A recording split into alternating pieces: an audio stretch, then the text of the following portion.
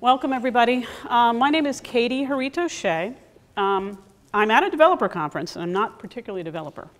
I was in the past, but that was a long time ago. What I do today is I have been working on accessibility standards for a long time. This is not limited to accessibility, but this is a session on improving accessibility and your overall user experience. So I've worked for the last 14 years, 15 years in accessibility in the US federal government. And I've also worked with the W3C working groups, mostly under the WAY umbrella, which is the Web Accessibility Initiative most of you are familiar with.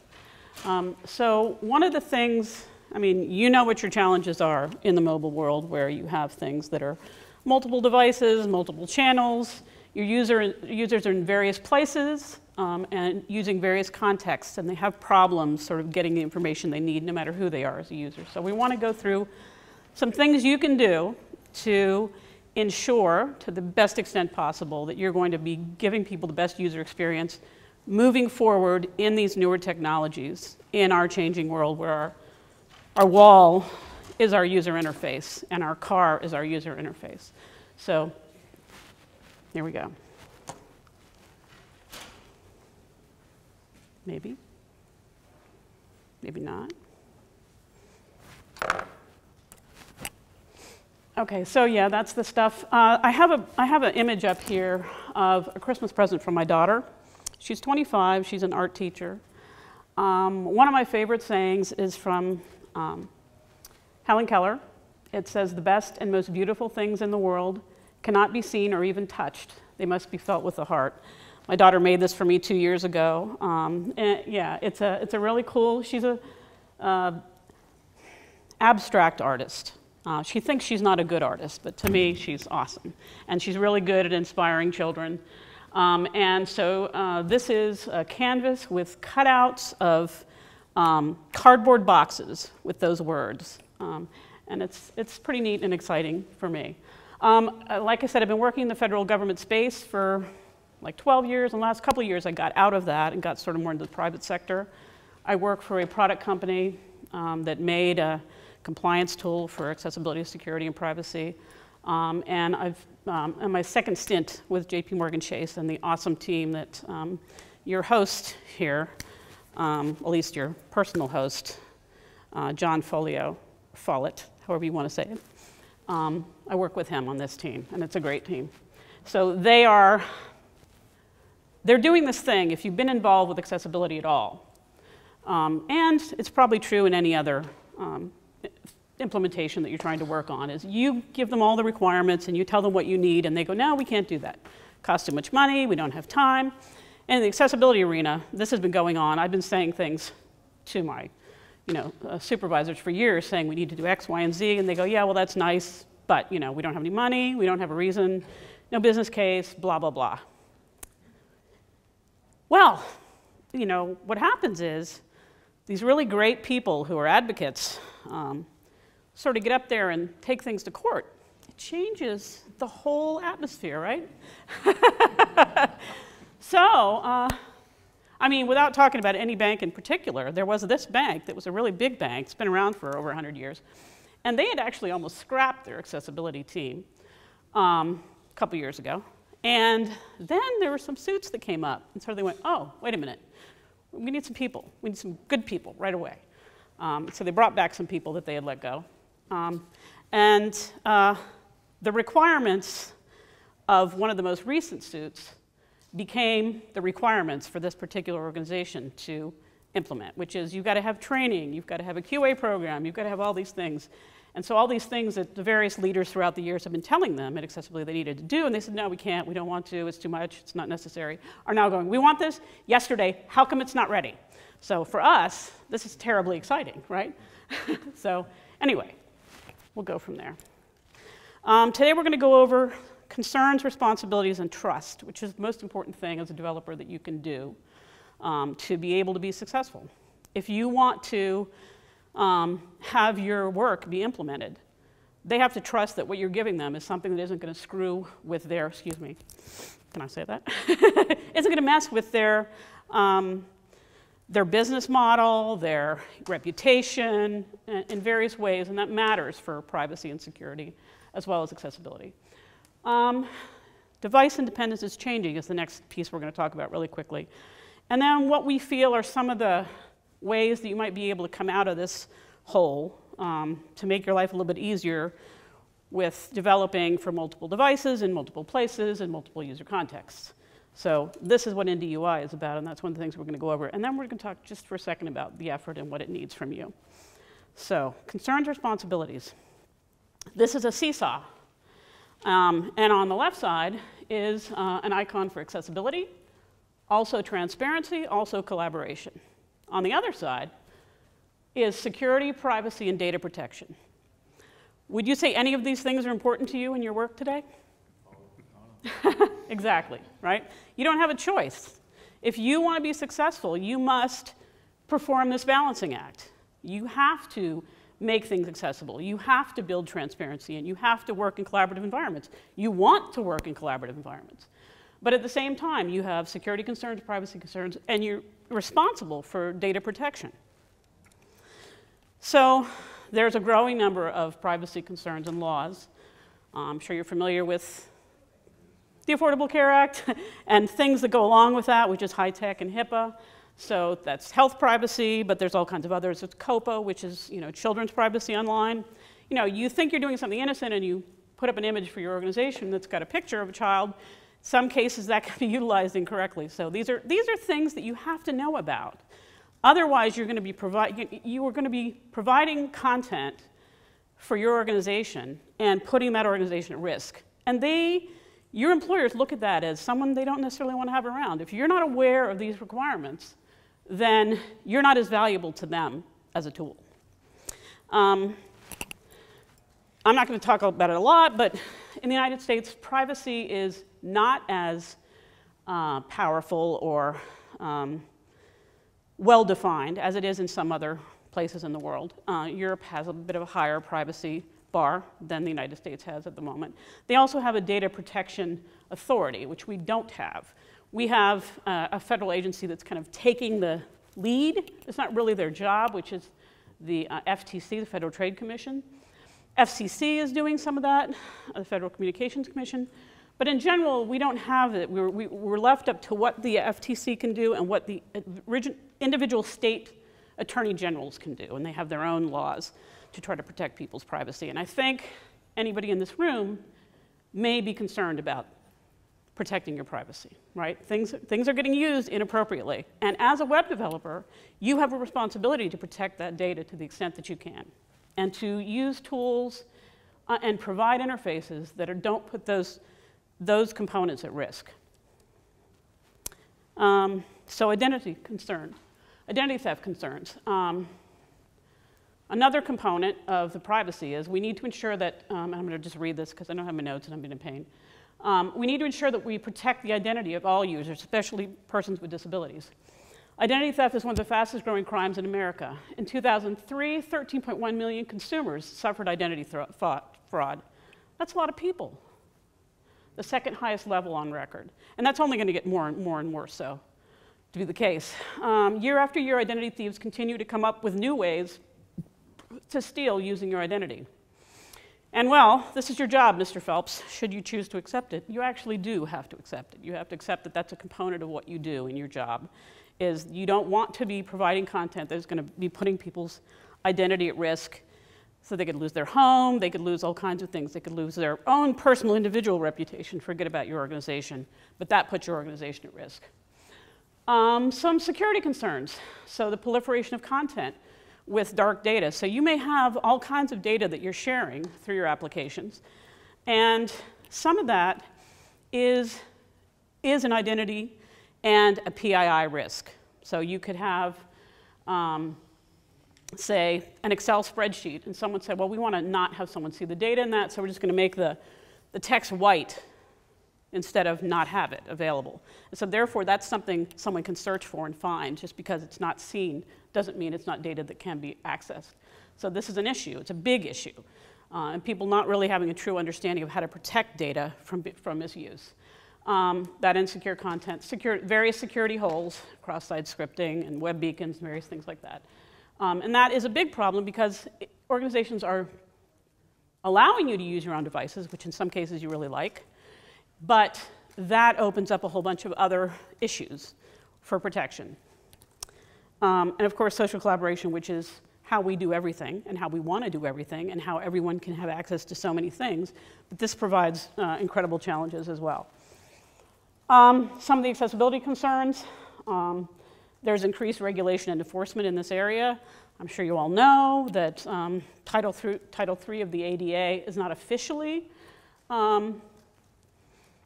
saying that websites are required to be accessible. But in fact, the Department of Justice has come down on several lawsuits and consent decrees, including the one that may have had something to do with a bank that I worked for, that says that actually, yeah, websites are a place of public accommodation and they do need to be accessible. And so if your organization isn't requiring it today, they were going to require it tomorrow or the next day. So this is something that you need to take into account. There are some links here to the National Association for the Deaf consent decree with Netflix, which, so instead of just, people sue them, but instead of just having to pay a fine, what they have is a consent decree. They have to do a certain number of things.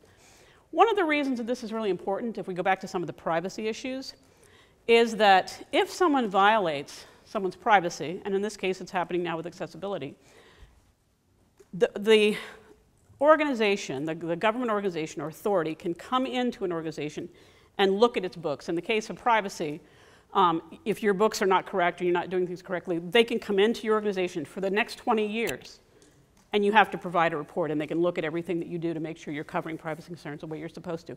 Most organizations don't want anybody, any regulatory organization inside in their books, right? So with that in mind, that model is probably going to start happening with accessibility. And that's one of the reasons why, based on this 2014 National Foundation for the Blind versus H&R Block regulation and consent decree, it's pretty much setting up the expectations of those things that organizations need to do and what's going to happen if you don't. We expect this, this, and this, every year.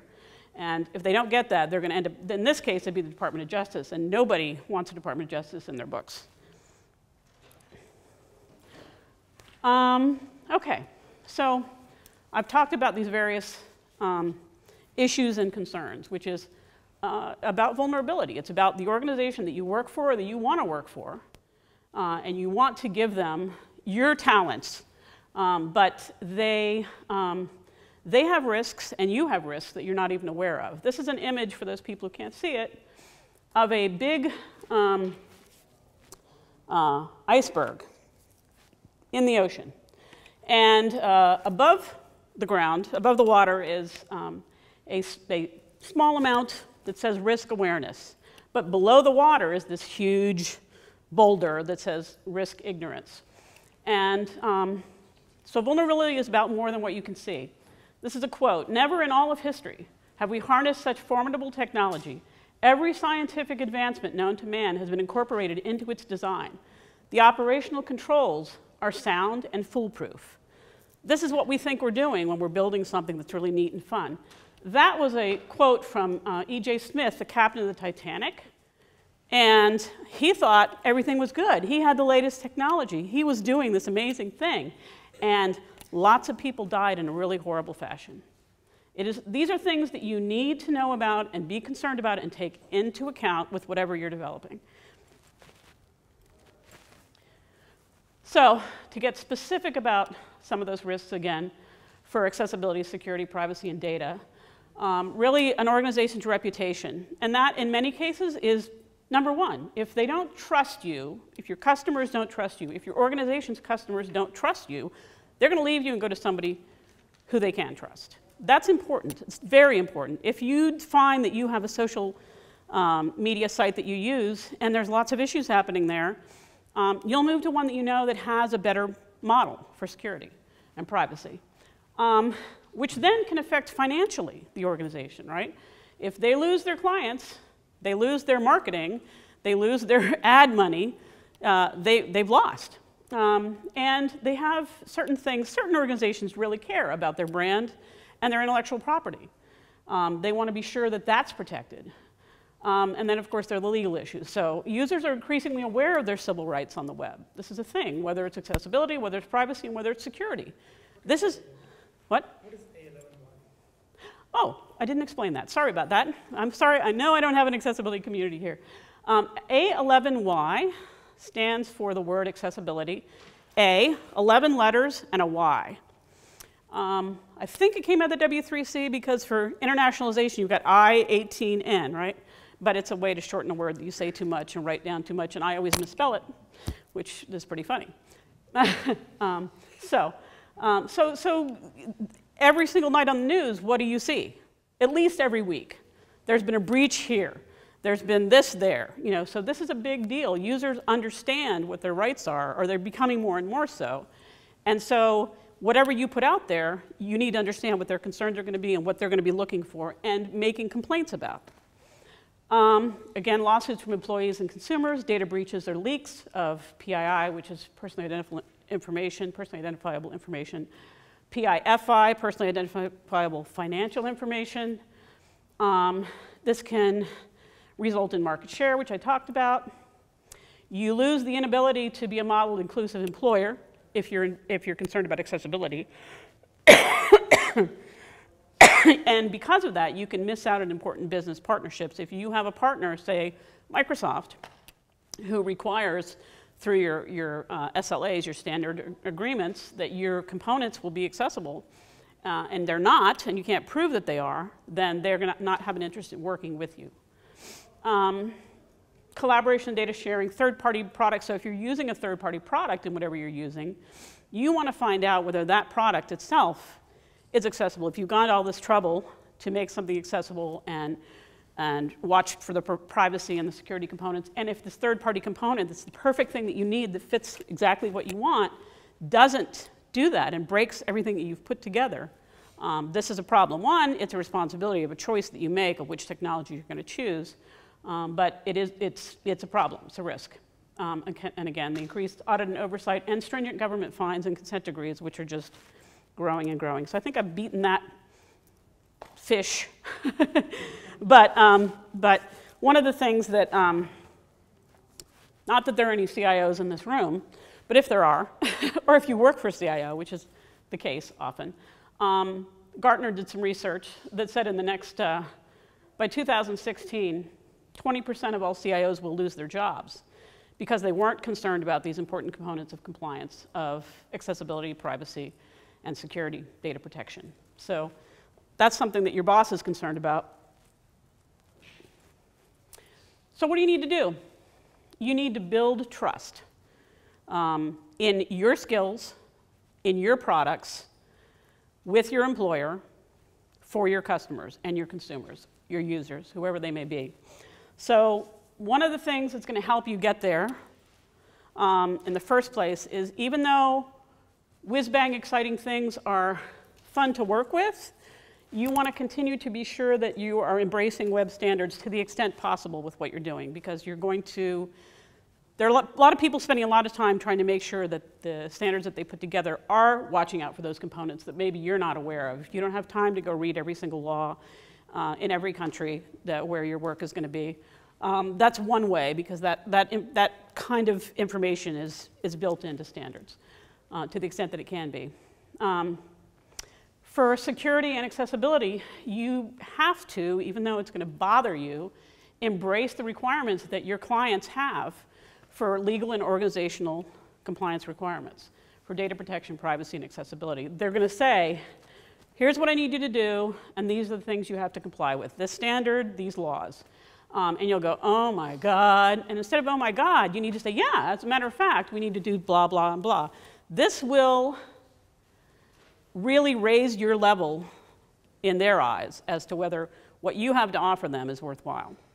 If they know that you understand what their risks are to this organization because you build in components that protect data, privacy of individuals, and accessibility, then they're going to be happy about that. So your bread and butter could depend upon it. So overall, there's a common theme here. whether we're talking about accessibility, collaboration, transparency, privacy, security, all of this, is that information has to be made accessible and available to the people who should have access to it and protected from the people who should not. This is really important. And the other thing is that because of the legal requirements, this data sometimes has to be documented, saved, archived for a certain period of time, because they go back and look at records and they say, did you do X, Y, and Z? Did you do your due diligence? If you have done some due diligence, maybe you messed up. But if you can show a history of, we took into account privacy concerns, we took into account security concerns, we did these things, that will help that organization from when it comes down to having suits and various things like that. So device independence is changing. What is device independence? Anybody want to shoot at it? You present a usable experience on any device. Right. That's a good thing. So a lot of people for a long time in my world, accessibility. Yes, to repeat it. It's hard to hear people who don't have mics on. Sorry about that. What is device independence? The gentleman in the front said, It's giving a usable experience no matter what device you're accessing a site on. giving a usable experience no matter what site or what device you're accessing a site from. Yes. Right.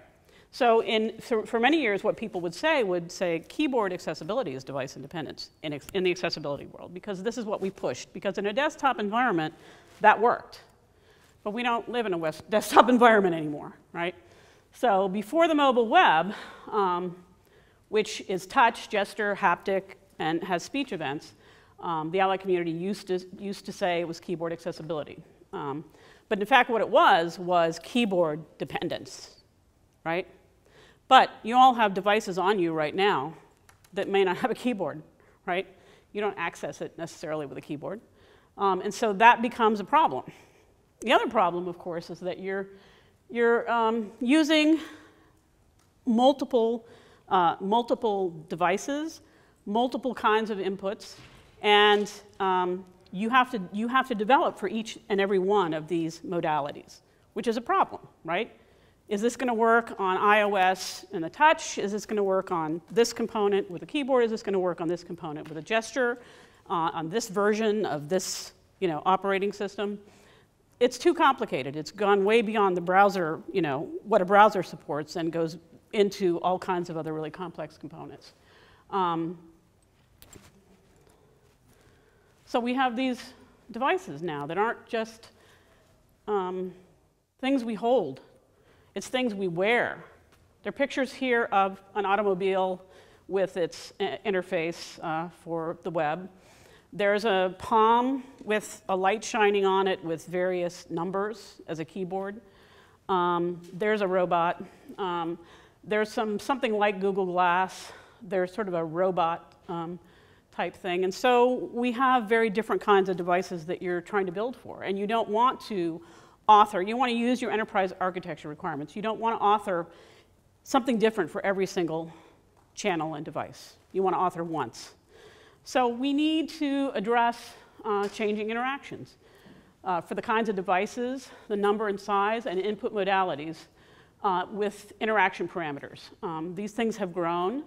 They're going to continue to grow. They're not going to get any less. Which leaves you having to code consistently, to try to consistently provide an interface across these various things. It's really, really hard. So what do we need to do about that? We need something that's true in device independence. It's not keyboard dependence. It supports all applications and platforms, whether it's native, hybrid, or web. We need a simplified, generic way. We need to reduce the developer's burden, right, to be able to code once that will work on various platforms and devices, and in a range of various contexts. I'm not going to talk too much about W3C, but for anyone who's unfamiliar, it's a standards organization, and it's run out of various universities around the world. Is everyone familiar? Skip it all together. Yep. Okay, so some of the things that W3C is trying to do is using Indi UI, which is a new standard that's under development, and coupling it with various other kinds of resources. They're trying to come up with some strategies to make it easier for the developer. And so that's one place that you can go to get some information. What I'm going to go into is what Indi UI does. It's a working group that started in 2012. And its purpose is to be able to make it easier for web applications to work in a wide range of contexts across different devices and different assistive technologies, and based on user needs. And the user can define their needs. So it's two different specs. One is more mature than the other. I'm on this working group, but again, I'm the least technical person, obviously. And so the first component is the event spec, which came out last year, but it's constantly updated. If you haven't worked with a W3C, one of the things that they do is they publish their working drafts, and they want user feedback. And this is something that's highly needed right now for both of these specifications.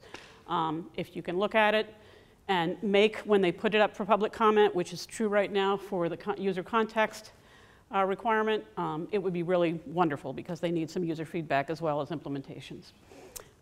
So the first spec is the event spec. And so it allows you to have, to identify low-level interface events delivered through the operating system to the web app. It's an abstract layer that's in between the operating system and the web application. And it says, I want to, let me go back to the previous page. I have an image that has a web app at the bottom, and then this generic scroll event, scroll request event. And above that, there is someone speaking for scroll down, page down using an arrow, using the mouse, using the keyboard, or with a touch event. And it's basically saying, I want to scroll down. It's not I want to scroll down with a mouse, I want to scroll down with your voice. It's a scroll down event, so that when you're developing, you only have to say, I want to scroll down. And no matter what device you're on, whether it's the wall, you're talking to it, or it's the car and you're talking to it, or it's some other kind of interaction, the development process is the same. You just want to scroll down. So it's an abstract layer between the physical device-specific user interaction events and inferred user intent, such as scrolling or changing values. I want to make the slider go up and down. I want to move in further on this map. I want to zoom in. I want to zoom out.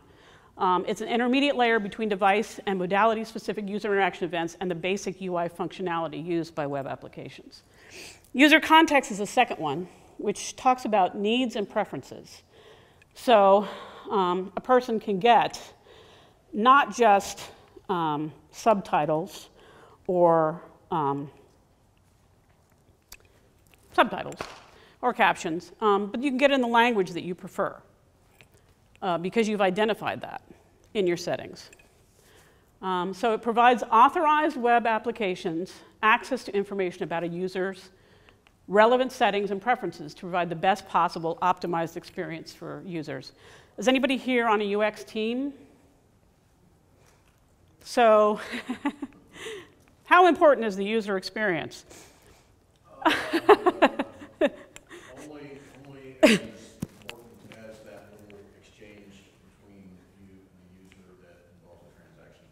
Yes, right.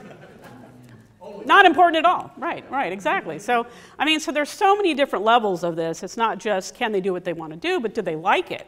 Is it easy for them? Are they going to come back? Are they going to use it? Right? I mean, this really is the basis for everything on the web. Because if it sucks, they're not going to be here. If they can't give a presentation like me, you're going to leave. But if you can't do it the right way, then people are going to go to someone else who can offer them that same service and not do that. So this is really, really important. The user context, even though it started out here in accessibility, it moves to, I have a screen, I am outside in the sunshine, I need to be able to see. I need some higher contrast. I need some various things that are going to make my interaction with this application more useful to me on a personal level. I mean, most of the user interface organizations are getting into personalities and all these various kinds of things. But it really is, it matters. This is how we interact with the world today. So one of the things that we have to keep in mind based on the user context is when you have preferences and you expose them, that can be a privacy concern and a security concern. People can find out that you're using a screen reader and then try to offer you various things or take advantage of you in a particular way.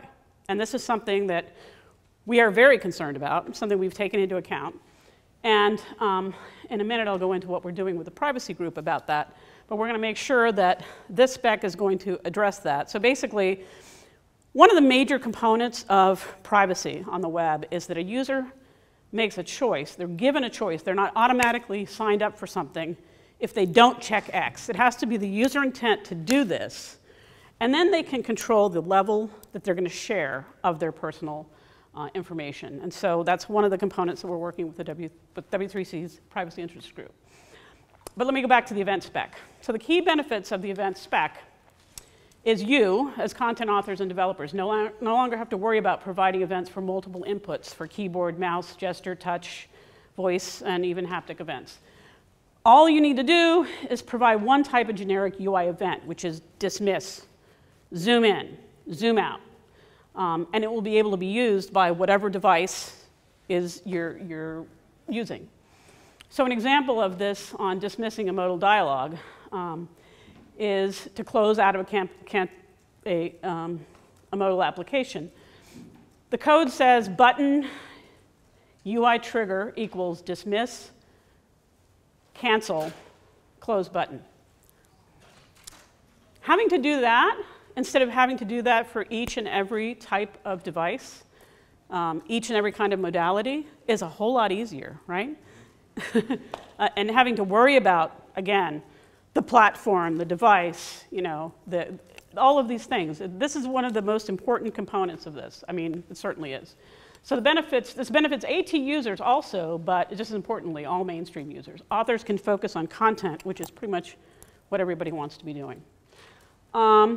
So there are triggers, there are UI triggers in this spec, UI manipulators, which is something that needs the most work right now, and we would really, really appreciate your feedback. There's a certain list of events that are being put out there in this 1.0 spec. There are a lot more that we have an interest in supporting, but that's going to take time, probably come a little bit further along. And in some other components of other standards, some of these things are already being worked on. And so we're working with those groups, like it was web events before, but now it's web components. So we want to make sure that we're getting all the things we can, but we didn't go too far with this first 1.0 release. But anyway, some of the things, UI request events are interface request event, focus request event, manipulator request event, UI scroll request, change value, that kind of thing. The user context spec, the other specification, the one that has to do with user preferences. The key benefits of this spec is it defines a set of preferences that users can choose to expose to web applications, and an API for user agents to access the preferences and listen for changes. Users can set preferences currently for features such as screen size, font size, and color. But there will be a lot more kinds of things that will be covered in the future. Users with disabilities can provide information about AT in use, indicate the display is in an accessibility mode, and indicate what kinds of subtitles and audio descriptions they may need. Web applications can use this information to optimize the presentation without a requirement to target a specific device, operating system, or locale. There's just an image here of, you know, various devices in the middle and all the various things that a user context has, which is marketing, functionality, information architecture, content design, user input, blah, blah, various things. But the whole point of the matter is that we all want to get content the way that we can best consume it. And that's what this component of the spec is about. Getting content the way you want it and the way you need it. Works for people with disabilities, but it works for everybody else. I don't want to see all this information about something that isn't relevant to me. I want the components that are relevant to me. And so in my settings, I can say I only want to see the news, or I only want to see Fox News because that's who I am, or I only want to see, you know, CNN because that's who I am. So you can filter out the ugliness of the world that you don't really want to see. Some of the components right now, again, use of color settings, user type and font settings, media settings, and currently screen reader settings. Right now, this spec works very tightly with HTML5 and ARIA. And so currently, it's mostly supportive of screen reader technology as far as accessibility goes. That is to be extended. It just hasn't so much at this particular point, but it will. And again, this is just an image of a mobile screen with checkboxes, and having to create that screen for just in one way instead of for all the various operating systems and all the various browsers on operating systems is something you don't have to do. Indi UI, trust, privacy, and ping. So ping is the W3C's privacy interest group. And they didn't want to call themselves pig, so they call themselves ping because it sounds better. And they're not pigs. If you have anything to do with privacy, most of the people who work in that are attorneys in general. So it's interesting to have them mixed with the W3C technology people. But anyway, so we have been working with them. They're reviewing our specs to make sure that we are doing the things that we need to do. In fact, we went to them.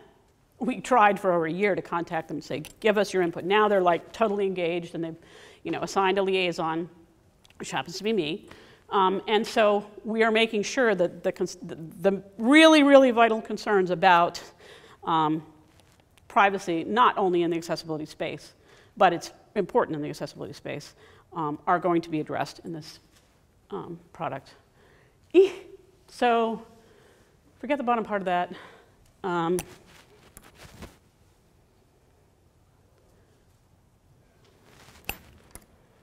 All right, so the last component here is that we need your input, as I've said several times.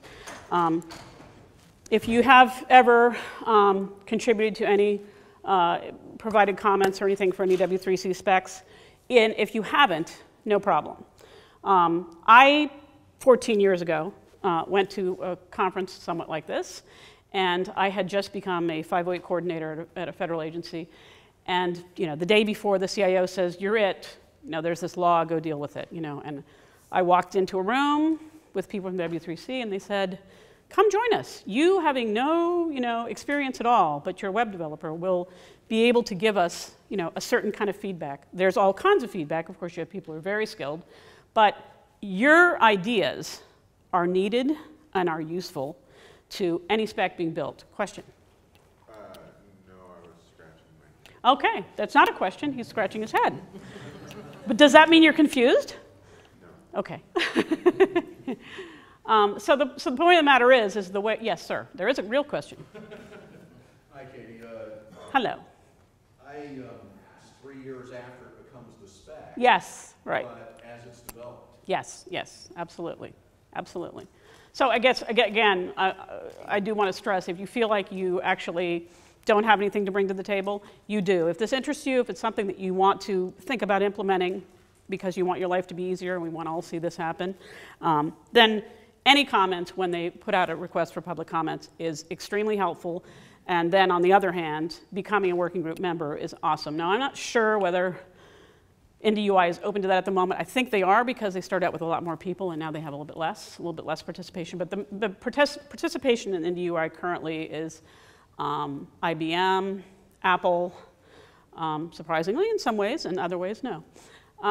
And yes, question? Indi UI, international organization which can control.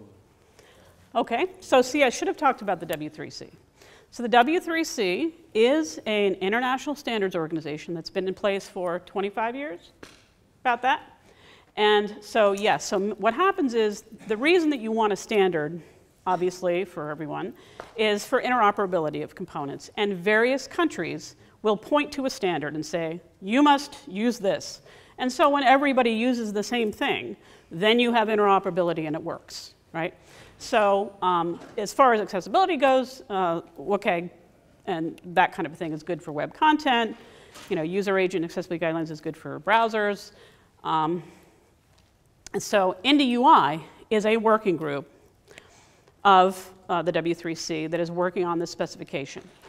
the overall way that that W3C works is I think they're maybe not 500, but they're about member organizations. And each organization gets one vote in various decision-making processes. And one of them is certain standards that happen. And so they have these working groups where their company will task people to work on this standard. But at the same time, they also have people who are relevant and knowledgeable in this, whatever the topic happens to be, whether it's voice XML or call center XML or whatever it happens to be.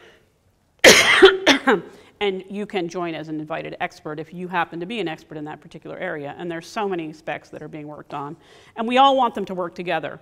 One of the components of W3C, maybe a quarter of what they do, is the Web Accessibility Initiative. And so they review all specs for accessibility, just like the privacy team eventually is to review all specs for privacy. And I guess security is going to be a similar paradigm. Yeah, and another thing is the public discussion lists. So yes. Even if you don't have the time, voice to those discussions. Right.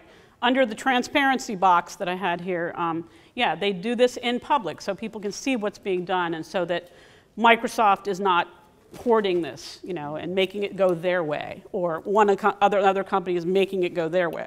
This is vitally important for having everybody look at how things are being built. Did you have a follow-on question to that? Okay. So I do have. Okay. Are there any polyfills to where any of this is implemented at all in alpha form in a browser somewhere? Yeah, so right now, so what happens is the specification track, the standards track, requires a whole bunch of things.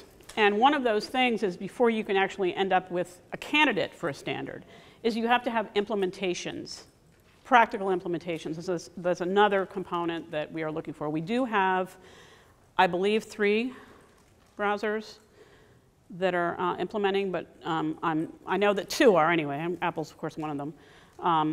But you have to have at least 2 successful working implementations before you're actually able to go on and talk about it becoming a standard. But you also have to have really useful information in there. So if you happen to have information about a particular component or a particular browser, or anything you feel is relevant to this effort, then your voice is helpful. So it will be. It's going to happen. But we are very much infancy is. But if you want to build something the right way, you really need people to go, hey, did you guys think of X, Y, and Z? And of course, no. That's why we need people to come in, and we try. Everyone tries, but you have a limited number of people who can. And you have particular contexts that may not have been addressed, so they do need to be addressed. So if you just do a search, Indi UI, you will find the links to the various things you need. Yanina Saika is the chair of the Indi UI working group, and I'm sure she would love to hear from you. But again, you're welcome to just go out and peruse the documents.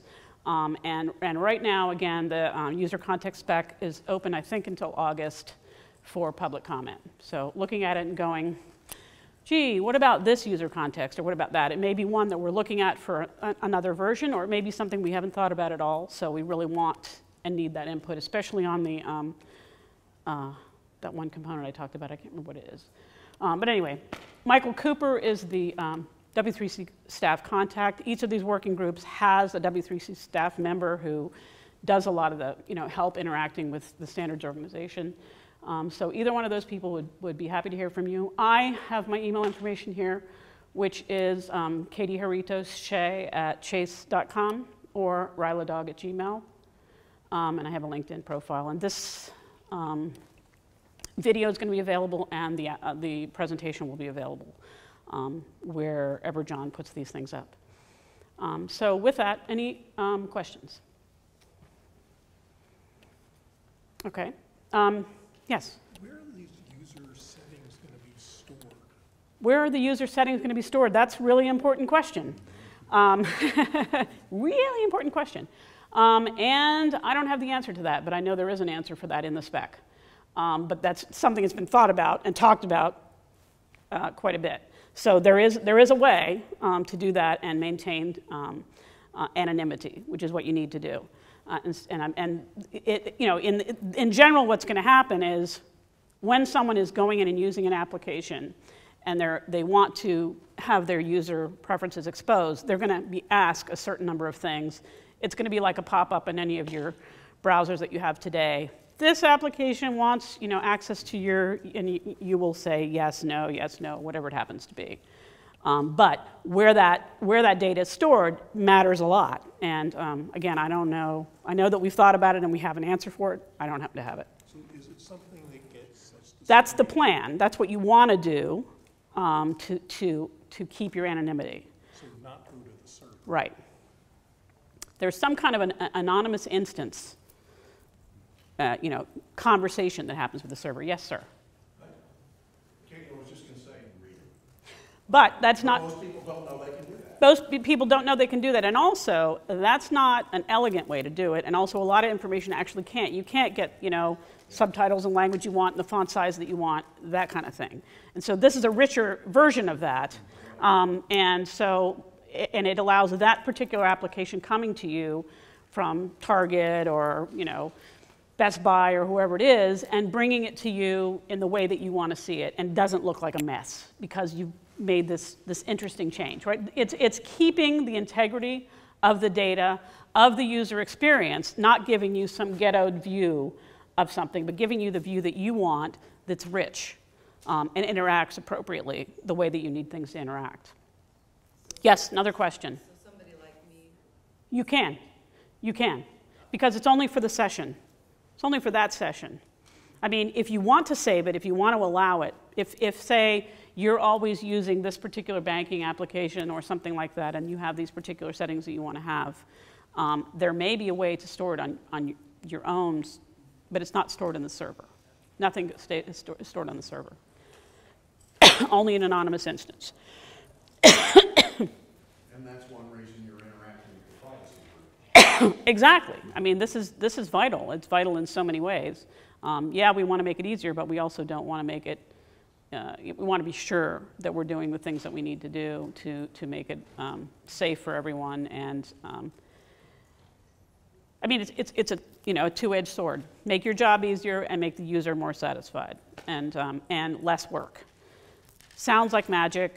Probably is magic, but eventually we're at the magic today, right? We're at magic with the technology you all have in your hands that 5 years ago didn't exist, 10 years ago was unheard of. So we'll get there, but we would love your participation. Yes, sir? Yes, and I apologize for coming in late. No problem. Late to this. So because we are very much in touch with that particular group of people in that organization, and so all of these things, it's kind of working in concert. It's not like happening in a vacuum. One of the things someone brought to us the other day, Cynthia Shelley from Microsoft, is that one part of W3 is working on only accessible text editors. And they want to ask certain things of people. And they want to use the Indi UI paradigm. And so we're continually having these conversations that are going to make the whole thing richer and certainly work together. And where we don't need to do something, we're not going to do it. And where we feel like the other component in the W3 is handling that part, we're going to do that. In some cases, we're going to probably be adopting some particular things. A lot of things are happening with web components, and polyfills is something you were talking about. So yeah, all of this is part of what we're working on. But again, your input would be awesome at looking at what we have there and saying, how come we don't do this? Would be great. Anybody else? Well, thank you very much. I appreciate it. Thank you.